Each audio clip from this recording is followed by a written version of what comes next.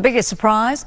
Law enforcement officials believe they had inside help escaping. Police now say the prison break was an inside job. Natasha, this was absolutely an inside facilitated job, in my opinion. Sheriff Susan Hudson's predecessor as Orleans Parish Sheriff tells Fox 8 he is at a loss for words, and Marlon Gusman questions just how safe the jail is right now.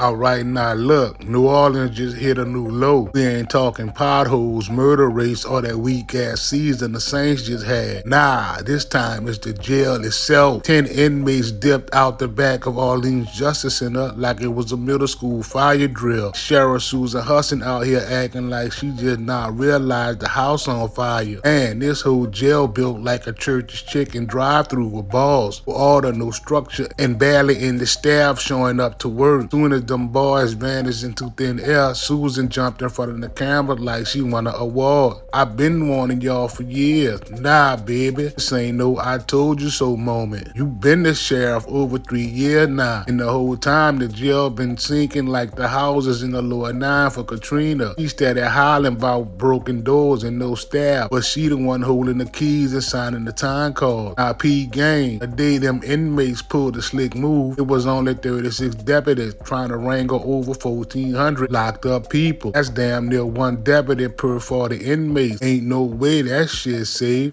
Most alarming, we learned that just 36 staff members were responsible for securing around 1,400 inmates. Back in 2015, when the jail first opened, deputies was actually on the pods, posted up with the inmates, keeping things smooth. People was calling that a win. It gives a better place to work. It's much cleaner, and I mean, you be able to control the inmates a little bit better and meet the needs. You have less incidents here because you have the deputy actually stationed on the pod. You have deputies stationed on the pod. That was a win for the Orleans Sheriff's deputies back in 2015 when they moved into the brand new Orleans Justice Center. Fast forward to now, ain't even nobody on them damn pods. Pod 1 Delta ain't had a single deputy posted when them boys took off. You know what was there instead? A deputy that slid off to go grab some damn chicken tenders or something. You can't make this shit up. Fast forward a decade and we hear at times there are no deputies on the pod, like when 10 inmates being held on the most serious charges escaped. At the time of the incident, there was no deputy physically on Pod 1 Delta, and the technician that was assigned to the housing unit module had actually stepped away to grab food. Susan been knew the staffing was bad. Hell, her own deputies told her over and over, but instead of fixing it, she just threw her hands up like she leading the second line. Some nights they got the one lone deputy watching an entire flow, a whole flow. One, that's like sending your crackhead uncle to control the riot. There have been red flags flown about how critically low OPSO's jail security staff has been, including from Sheriff Susan Hudson's own deputies.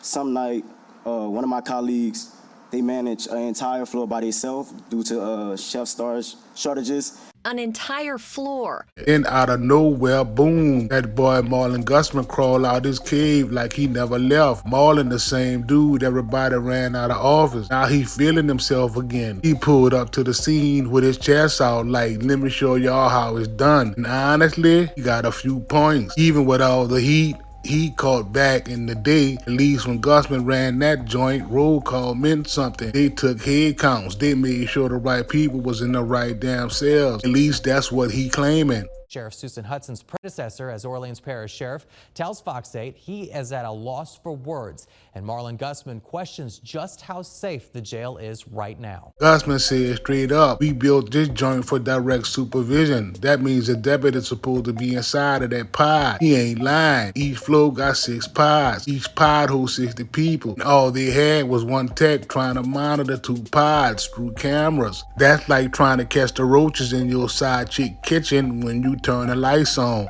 Each pod can house up to 60 inmates. There are 6 pods on most floors. City Council got hit with the real stats. 45% of deputies' positions still empty. That damn near half. Not only that, but most of the staff they do got are women. Like 76% of the whole damn security force. Ain't nothing wrong with a woman holding it down, but let's keep it a buck. These ladies out here running entire floors, outnumbered, undertrained, no damn backup. Susan got these women out here like they doing jail security tryouts for an Instagram skit. Deputy Daquan Johnson was speaking at the City Council budget hearing for the Sheriff's Office last October. Hudson staff told the council then there was a 45% vacancy rate for jail deputies. Not only does the sheriff lack staff overall, but the jail is manned mostly by women. You can see here, 76.4% of the jail staff is female. And I know they mentioned we have 71% females. The deputy that's running that whole floor by herself is a female. We're outnumbered, and the risk is real. The feds already watching. Constant decree monitors slid through and said this all pods with nobody in them. Ain't no staff, ain't no supervisor, ain't even a boot print. Then when they ask what's going on, all they get is excuses. Oh, we assigned somebody, but they didn't show up. So you mean to tell me people just clocking in and it's optional? If that ain't a red flag, I don't know what is. Federal court overseeing the jail to bring it up to constitutional housing standards has been aware of the staffing problem for some time. The latest report issued for that consent decree last fall reads, quote, during the frequent site visits by the monitoring team, more often than not, there continue to be housing units and control rooms with no staff, including supervisors present. The excuse is often given that staff were assigned but either failed to report to duty or their presence is unknown. But hold up, it get worse. It ain't just the staffing, the whole damn building falling apart. Doors jammed up, elevators broke, so when shit pop off, response time slow as a motherfucker. You stuck waiting on the one that's working like you trying to leave your downtown parking garage after Essence Fest. Deputies vulnerable as hell, trying to chase down violent inmates with no working doors and no backup. Infrastructure is another critical issue. Broken doors prevent us from securing violent inmates, and with only one working elevator, response time suffer, leaving us vulnerable. Susan herself done ran her mouth about them busted ass doors when she got in office. She got a door problem, she said. That was years ago, and still she got a $5 million reserve budget sitting on ice like she's saving it for a rainy day. Baby, it's been storming. You got dudes escaping and you still sitting on money? Hudson herself told us about the doors after she first took office, yet they remain a problem. Husband ain't hold back. He broke that shit down plain and simple. Pod 1 Delta got slide doors. When them things stay open, inmates can jam something in the track and pop the door. That's jail 101. You open it, let someone out, close it, boom. These clowns out here leaving doors open like they letting they breeze in at a Cancun resort. The doors are slide. So now if you slide the door open and leave it open, which you're not supposed to do, then you give the inmates an opportunity to jimmy the door, to put stuff on the track and try to get it off the track. So the door should be opened, let somebody out, or let somebody in, and then closed.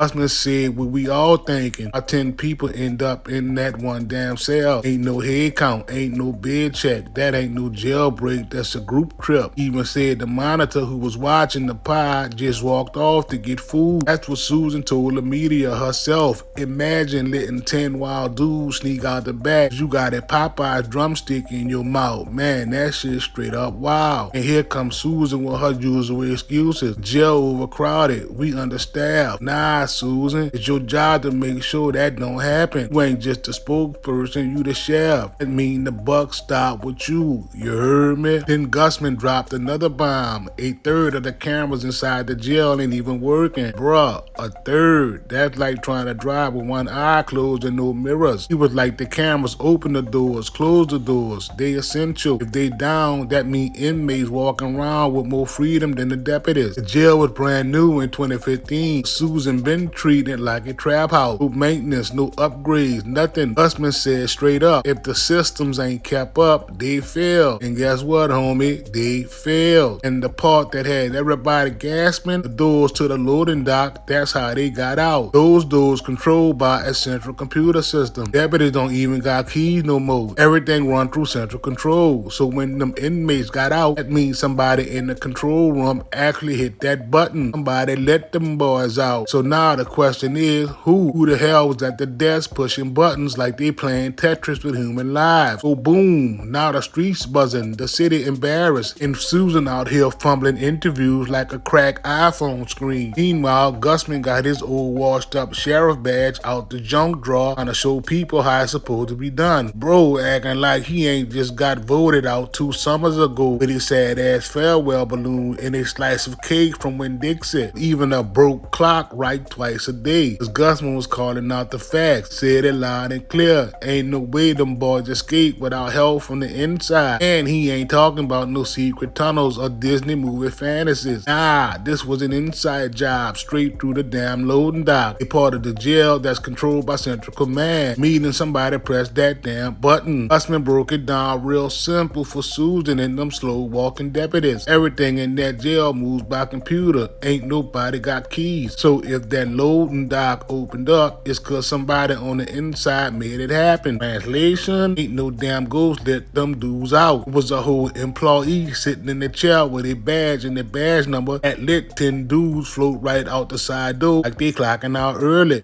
Now, we built and designed this facility as a direct supervision facility, which means that the deputy is in the housing unit, so that you would have to have a deputy in each housing unit, and then you have the monitoring technician overlooking 2 pods. The wildest part, Susan still ain't dropped no names. She talking in circles like a broke preacher. We investigating. We looking into internal systems. We addressing accountability. Man, shut your ass up. You still got one of them boys, Derrick Rose, aka Woo, out here on the run laughing with his feet kicked up. He done crashed I-10 like it was a damn sidewalk, and y'all sitting here acting shy. What fucked me up the most was as if Susan still trying to play victim. He crying about work conditions, empty shifts, and low pay. Hold up, you had $5 million sitting in your back pocket like a secret stash and didn't hire nobody? You mean to tell me your solution to a broken jail is to go on TV and whine like a little girl? And please, let's not forget, this is the same Susan Hudson that ran her campaign talking big boss talk. See, she was going to clean up OPSO, bring transparency, change the culture. Instead, she out here running the damn Hunger Games. Deputies dropping like flies, staff scared to come to work, and inmates dipping out like it's last call at the club. Marlon Gusman, for all his past drama, said it best. You can't be relieved unless proper call is conducted. That means you can't just walk off to get a cheeseburger and leave the unit on autopilot. Roll call ain't optional. That's how you make sure there's only 2 people in the cell, not 10. That ain't a cell, that's a family reunion type shit. Gusman said when he ran it, roll calls was in effect every night at 10 p.m. and again between 6:30 and 7 a.m. And it's not just a quick glance, a full count. Names, bunks, heads up. But under Susan, nobody even sure if a count happened. People just walking around, monitor screens going black, and deputies slipping out to get snacks like it's lunch break at Walmart. While Susan out here pointing fingers, the streets pointing back at her. Even the city council had to act shocked, like they didn't approve her budget. Gusman told them straight up, y'all let this happen too. That jail wasn't built for this kind of chaos. It was supposed to be high tech, state of the art. And now it's run like that Motel 6 on Airline Highway. 1/3 of them surveillance cameras ain't even working. A whole third. That means if something go down, good luck finding the footage. Even when they told that story about inmate tripping the toilet out the wall and crawling through the guts of the building, that shit ain't make no fucking sense. Susan out here telling the news that the tech responsible was all grabbing food. And please, y'all need to start doing random drug testing, starting with your ass. Ain't no elaborate plot. Ain't no magic trick. Somebody with access press the damn button. That's it. And now Susan trying to act like she ain't know who it was. Man, please. At this point, she should just go ahead and call Marlon back up and let him co-sheriff that joint. Because clearly she ain't got no grip on nothing. So now the whole city watching, and Susan got more smoke than a broke stove. Feds circling, the media digging, and even her own staff wondering who gonna get tossed under the bus first. Cause you know Susan always got that escape plan. Blame the system, blame the budget, blame the last sheriff, blame the weather. Hell, blame that boy P. Diddy. But let me ask you this year, how you the sheriff and don't know who got access to the damn buttons? You walking around talking like a victim when you supposed to be the boss. Ain't no mystery here. Got cameras out, pods empty, doors broke, and the whole jail running off hope and bad Wi-Fi. That's you, Susan, not the mayor, not the state, not the people. You, homegirl. Don't get it twisted. Marlon Gusman ain't nobody hero either. Who spent damn near 2 decades turning the old jail into a medieval dungeon. He only sounds smart now cause Susan's so damn clueless. He make him look like he got a PhD in correctional science. Let's keep it real. He mad cause the joint he built now look like a FEMA tent with barbed wire. One thing Marlon did get right, that jailbreak wasn't no accident. It ain't no oops, we forgot to lock the door moment. That was the green light from the inside. Somebody said, yo, slide that door, and the whole pod turned into a track meet. But while Susan busy relaunching her campaign like she deserved another term, the people out here asking real questions. Who let them boys out? Why they ain't been named? Why ain't nobody fired? And more importantly, how the hell a sheriff of New Orleans let 10 inmates escape through the loading dock door? The answer ain't complicated. She wasn't ready. She still ain't ready. And the NO can't afford another second of this circus.